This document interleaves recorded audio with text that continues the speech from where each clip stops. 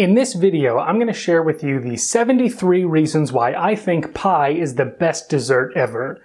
Number 1, I'm not actually going to share with you all those reasons why I think pie is so great, but the question is, would it have made a difference? Just knowing that I had 73 reasons why pie is the best. Would just me saying that I have that many reasons be enough to convince you that, well, I guess cake is horrible and pie is the best. If this guy has this many reasons to believe that it's the best, then it must be the best. And believe me, pie is the best. In fact, the question that we're going to look at in this video is, as a persuader, should you be giving a lot of different arguments for your position, or is it better to keep things simple? Cut it down to just a few arguments. The answer, according to research by Richard Petty and John Cacioppo, is that it depends. It depends on two main things. 1, are people paying attention? And 2, are the reasons any good? First, let's look at what happens when people aren't paying very much attention to what you have to say.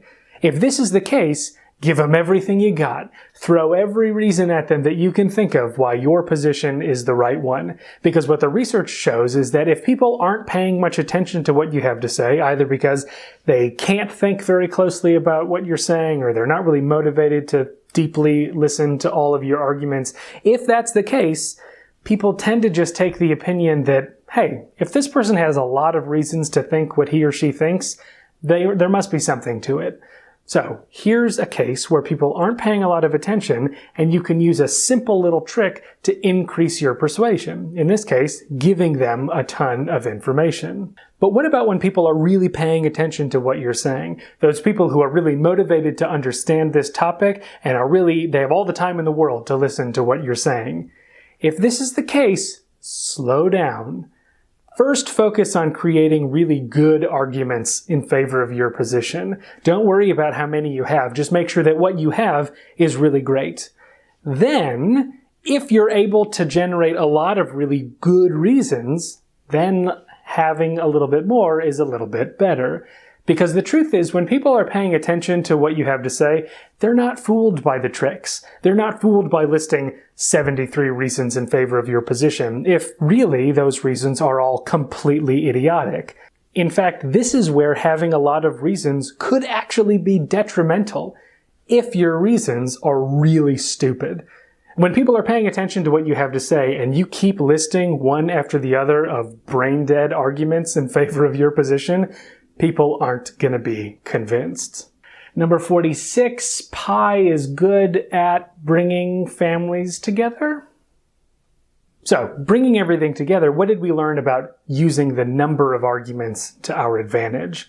Well, when people aren't in a position to really carefully think about what it is that you're saying, maybe it's a billboard, or they don't have time to process all the information, or it's really not the most important issue in the world to them, so they'll just listen briefly to what you have to say. If any of that is the case, go with a bunch of arguments. List a whole bunch of different reasons why someone might agree with you, and it's not going to matter very much whether all of those arguments are airtight, logical conclusions.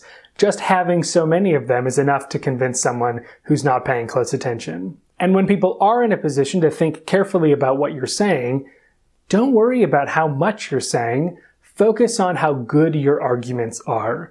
Because when people are in this frame of mind, they don't care that you have 73 reasons if all of them are totally stupid. They care if you have just a couple reasons that make a lot of sense. I know that's a lot to take in right now, but it illustrates the point that persuasion science is not all cut and dry. It's not a one-size-fits-all endeavor, because sometimes one tactic works really well under some conditions, and the same tactic doesn't work as well under other conditions, and it's important to understand the bigger picture. So keep all these things in mind when you're thinking of both the quantity and the quality of your persuasive message. For more social psychology, subscribe to this YouTube channel, or go to beapeopleexpert.com and find new articles every week about psychological science. Number 32, pie, it's just one of those things, it's good.